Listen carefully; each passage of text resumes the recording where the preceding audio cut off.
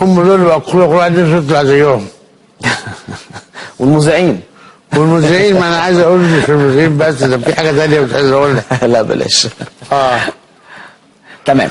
طيب النهارده اما يبقى الدول دي موجوده دلوقتي، اما احنا نقعد نتكلم معاهم، احنا مش عايزين بقى ايه يقول لك والنبي نزل لي في سعر المنتج الخام ده شويه ولا، احنا عايزين يبقى هل نقدر نعمل مشاريع اقتصاديه قويه مع هذه الدول نستفيد من خلالها بهذا التجمع اللي مصر موجوده فيه؟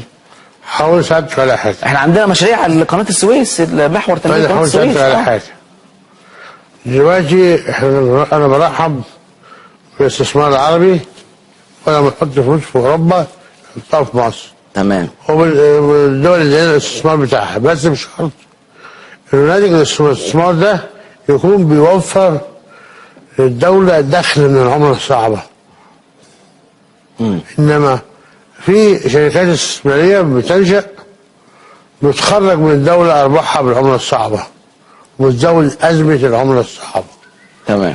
قبل ما نعمل مشروع مع حد نشوف احنا ده هيدخل لنا عملة صعبة ولا هيخرج من عندنا عملة صعبة. دي أهم حاجة. تمام.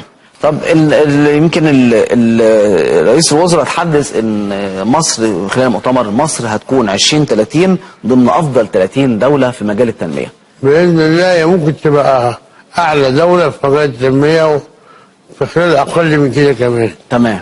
لو وجهنا الدفع الاهتمام الوزاري بالنسبة في مصر.